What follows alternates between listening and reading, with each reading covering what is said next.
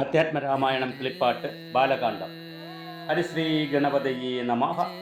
അവിഘ്നമസ്തു. ഇന്നത്തെ അധ്യായം ഹനുമാന് രാമതത്വോപദേശം. പദ്യം നമുക്ക് വായിച്ച് മനസ്സിലാക്കാൻ കഴിയും. തുഞ്ചത്തെഴുത്തച്ഛൻ്റെ രാമായണത്തിൽ നിന്ന് ആണ്, അധ്യാത്മരാമായണത്തിൽ നിന്നാണ് ഇത് പറയുന്നത്. ബാലകാണ്ഡമാണ് ഇപ്പോൾ അവതരിപ്പിക്കുന്നത്. അതിൽ 2-ാം ദിവസത്തെ ഭാഗമായിട്ടുള്ള ഹനുമാന് രാമതത്വോപദേശം. ശ്രീരാമവചനങ്ങൾ കേട്ട് സീതാദേവി ഹനുമാനോട് പറഞ്ഞു: വീരന്മാരിൽ വീരനായ ശ്രീരാമ പാദഭക്ത, ഞാൻ പറയുന്നത് കേട്ടാലും കാലം ദേശം തുടങ്ങിയവയ്ക്ക് അതീശനും അതീതനും നിശ്ചയിച്ചറിഞ്ഞുകൂടാൻ കഴിയാത്തവനുമാണ് ശ്രീരാമചന്ദ്രൻ. നീ മനസ്സിലാക്കുക. ജനന മരണങ്ങളില്ലാത്ത പരബ്രഹ്മമാണ് ശ്രീരാമദേവൻ. സർവവേദിയും സർവകാരണനും സർവദേവന്മാരുടെയും അംശമുള്ളവനുമാണ് ശ്രീരാമനെന്ന് നീ അറിഞ്ഞാലും ഇനി എൻ്റെ തത്വം ഞാൻ നിന്നോട് പറയാം. മൂലപ്രകൃതിയായ ദേവിയാണ് ഞാൻ. എൻ്റെ പതിയായ പരമാത്മാവിൻ്റെ സാന്നിധ്യം കൊണ്ട് മാത്രമാണ് ഞാൻ ഇവയെല്ലാം സൃഷ്ടിക്കുന്നത്. വിദ്വാൻമാർ ഈ സൃഷ്ടികളെയെല്ലാം പരമാത്മ സ്വരൂപത്തിൽ കാണുന്നു. പരബ്രഹ്മത്തിന് ജനനാദിഭാവങ്ങൾ ഉണ്ടോ എന്നുള്ളത് ബ്രഹ്മതത്വം അറിഞ്ഞവർക്കേ അറിയാൻ കഴിയും. സൂര്യവംശത്തിൽ അയോധ്യയിൽ രാമനായി സർവേശ്വരൻ വന്നു പിറന്നു. രാക്ഷസന്മാരെ വധിക്കുന്നതിനായി വിശ്വാമിത്രനോടൊപ്പം വനത്തിലൂടെ സഞ്ചരിക്കവേ വഴിമധ്യത്തിൽ വച്ച് ക്രുദ്ധനായി വന്ന താടക എന്ന രാക്ഷസിയെ രാമൻ വധിച്ചു. യാഗരക്ഷയും കഴിഞ്ഞ് മിഥിലാ രാജ്യത്തേക്ക് പോകുന്ന വഴിയിൽ ഗൗതമ പത്നിയായ അഹല്യയുടെ ശാപവും തീർത്ത് അവരെ അനുഗ്രഹിച്ചു. മിഥിലയിലെത്തി പരമേശ്വര ശാപം മുറിച്ച് എന്നെ പാണിഗ്രഹണം ചെയ്ത് മടങ്ങുന്ന സമയത്ത് മുൻപിൽ വന്ന് തടഞ്ഞ ഭാർഗവരാമന്റെ അഹങ്കാരവും അടക്കി അയോധ്യയിൽ തിരിച്ചെത്തി. 12 സംവത്സരങ്ങൾ ഞങ്ങൾ സുഖമായി വസിച്ചു. അതിനുശേഷം പിതാവായ ദശരഥ മഹാരാജാവ് അഭിഷേകത്തിനുള്ള ഒരുക്കങ്ങൾ തുടങ്ങുകയും മാതാവായ കൈകേയി അത് തടുക്കുകയും ചെയ്തു. അതിനെ തുടർന്ന് ഞങ്ങൾ ലക്ഷ്മണനോടൊപ്പം ചിത്രകൂടത്തിൽ താമസിച്ചു. അക്കാലത്ത് പിതാവ് ദേവലോകം പ്രാപിച്ച വാർത്ത കേട്ടു. വളരെ ദുഃഖത്തോടെ പിതാവിന് ബലിതർപ്പണം ചെയ്ത് ഭക്തനായ ഭരതനെ രാജ്യഭാരം ഏൽപ്പിച്ച് ദണ്ഡകാരണ്യത്തിൽ പ്രവേശിച്ചു. അവിടെ വച്ച് വിരാതനെ വധിക്കുകയും അഗസ്ത്യനോടും മറ്റ് മുനിമാരോടും വംശത്തെ എടുക്കാമെന്ന് സത്യം ചെയ്യുകയും ചെയ്തു. ഞങ്ങൾ പഞ്ചവടിയിൽ താമസിക്കുന്ന വേളയിൽ കാമപരവശരായി വന്ന രാവണ സഹോദരി ശൂർപ്പണഖയുടെ മൂക്ക് ലക്ഷ്മണൻ ഛേദിച്ചു. ഉടനെ അവളുടെ സഹോദരനായ ഖരൻ കോപത്തോടെ 14,000 പടയോടൊപ്പം യുദ്ധത്തിന് വന്നു. ശ്രീരാമചന്ദ്രൻ 3.25 നാഴിക കൊണ്ട് അവരെ കൊന്നൊടുക്കി. പിന്നെ ശൂർപ്പണഖ പോയി രാവണനോട് പരാതി പറഞ്ഞു. മായയാൽ പൊന്മാനായി വന്ന മാരീചനെ ശ്രീരാമൻ ശരമെയ്ത് മോക്ഷം നൽകിയ അവസരത്തിൽ മായാസീതയെ രാവണൻ അപഹരിച്ചു കൊണ്ടുപോയി. മായാമാനുഷനായ ശ്രീരാമൻ ജടായുവിന് മോക്ഷം നൽകി. രാക്ഷസ വേഷധാരിയായ കബന്ധനും മോക്ഷം നൽകി.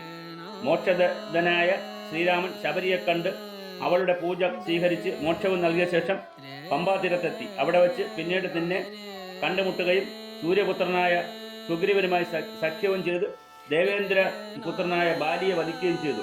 സീതാന്വേഷണാർത്ഥം ദക്ഷിണ ജലതിയിൽ ചിറകെട്ടി യുദ്ധസന്നദ്ധനായ രാവണനെ വധിച്ച് ലോകത്രയത്തെ രക്ഷിച്ച് വിഭീഷണനെ അഭിഷേകവും ചെയ്തു. അഗ്നിയിൽ മറഞ്ഞിരുന്ന എന്നെ പരിശുദ്ധി എന്ന് ലോകസമ്മതമാക്കിക്കൊണ്ട് അയോധ്യ രാജ്യത്തിൽ അഭിഷിക്തനായിട്ട് ദേവകളാൽ പൂജ്യനായി ജഗന്നാഥൻ വാണരുളിയിടുന്നു. യജിക്കപ്പെടത്തക്കവനായ നാരായണൻ ശക്തിയുള്ളവർക്ക് മോക്ഷം നൽകുന്നു. ഇപ്രകാരമുള്ള കർമ്മങ്ങൾ അദ്ദേഹം മായാദേവിയായ എന്നെ കൊണ്ട് ചെയ്യിപ്പിക്കുന്നു. ജഗദ്ഗുരുവായ രാമൻ അദ്വൈനും നിർഗുണനും വിദ്വാൻമാരാകുന്ന വണ്ടുകൾക്ക് ആരാമമായിട്ടുള്ളവനുമാണ്. നിർവികാരനും തേജോമയനുമായ നാരായണൻ ഒന്നും പ്രവർത്തിക്കുന്നില്ല. ജഗദപ്തിയും നാശമില്ലാത്തവനും നിഷ്കളങ്കനുമായ ശ്രീരാമദേവൻ സാക്ഷാൽ മഹാവിഷ്ണു തന്നെയാണ്. സീതാദേവി ഹനുമാനോട് ഇങ്ങനെ രാമതത്വം ഉപദേശിച്ചു കഴിഞ്ഞപ്പോൾ ശ്രീരാമൻ മന്ദഹാസത്തോടെ മനോഹരമായ വാക്കുകൾ കൊണ്ട് ഹനുമാനോട് പറഞ്ഞു: വാനരശ്രേഷ്ഠ, പരമാത്മാവാകുന്ന ബിംബത്തിന്റെ പ്രതിബിംബം ജീവാത്മാവാണെന്ന് നീ അറിയുക. എൻ്റെ തേജോരൂപമായ മായയിൽ അത് പ്രതിഫലിക്കുന്നു. ഓരോ ജലാശയത്തിനും ആകാശം പ്രതിഫലിക്കുന്നത് പോലെയാണത്. സാക്ഷാൽ പരബ്രഹ്മമായ പരമാത്മാവ് നിശ്ചലമായി സാക്ഷിയായി വർത്തിക്കുന്ന ബിംബമാകുന്നു. തത്വമസി, അത് നീയാകുന്നു തുടങ്ങിയ മഹാവാക്യാർത്ഥങ്ങളിലൂടെ ആചാര്യകൃപ കൊണ്ട് എൻ്റെ തത്വത്തെ അറിഞ്ഞിടാം. എൻ്റെ ഭക്തനായുള്ളവൻ ഇതറിയുമ്പോൾ എൻ്റെ ഭാവം പ്രാപിക്കും, സംശയമില്ല. ഭക്തിയില്ലാത്തവർക്ക് ശാസ്ത്രങ്ങളുടെ ഗർത്തങ്ങളിൽ ബോധരഹിതരായി വീണുകിടക്കുന്നു. അവർക്ക് കോടി ജന്മം കൊണ്ടും തത്വജ്ഞാനമോ മോക്ഷമോ കൈവരിക്കാൻ കഴിയുകയില്ല. പരമാത്മാവ് എൻ്റെ ഹൃദയ രഹസ്യങ്ങൾ ശ്രീരാമഹൃദയം ഭക്തിഹീനന്മാർക്ക് പറഞ്ഞു കൊടുക്കരുത്. ഇതിനേക്കാൾ ശ്രേഷ്ഠമായ ഉപദേശം മറ്റൊന്നുമില്ല. ശ്രീ പരമേശ്വരൻ പാർവതിയോട് പറഞ്ഞു, ശ്രീരാമ മഹാത്മ്യം അത്യന്തം രഹസ്യമാണ്. ശ്രീരാമനാൽ ഹനുമാൻ ഉപദേശിക്കപ്പെട്ട ഇത് പാപഹരവും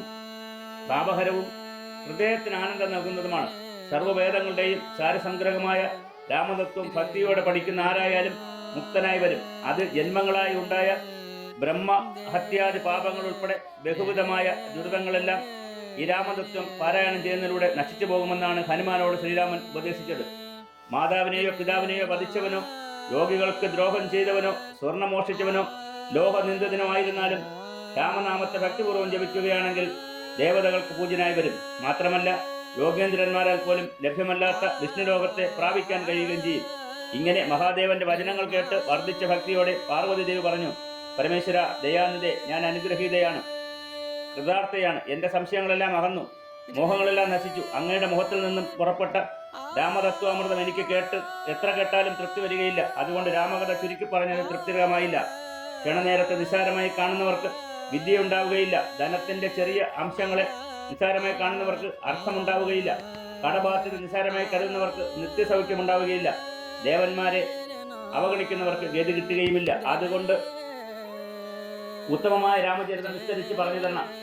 ശ്രീ പരമേശ്വരിയുടെ ആവശ്യം കേട്ടപ്പോൾ മന്ദഹാസത്തോടെ ശ്രീ പരമേശ്വരൻ പറഞ്ഞു, ബ്രഹ്മാവ് രാമായണം അരുൾ ചെയ്തു. വാൽമീകി ബ്രഹ്മനിയോഗത്താൽ മനുഷ്യരുടെ മുക്തിക്ക് വേണ്ടി 24,000 ശ്ലോകങ്ങളായി ഇത് രചിച്ചു. ശ്രീരാമദേവൻ അതിനെ ചുരുക്കി നമുക്ക് ഉപദേശിച്ചു തന്നു. ആധ്യാത്മ രാമായണം എന്ന പേരിലുള്ള ഇത് അധ്യയനം ചെയ്യുന്നവർക്ക് ആധ്യാത്മജ്ഞാനം ഉണ്ടാകും. പുത്രന്മാർ, ധനം, ദീർഘായുസ്, മിത്രങ്ങൾ, രോഗശാന്തി, കീർത്തി, മുക്തി എന്നിവ ലഭിക്കുകയും ഭക്തി വർദ്ധിക്കുകയും ചെയ്യും.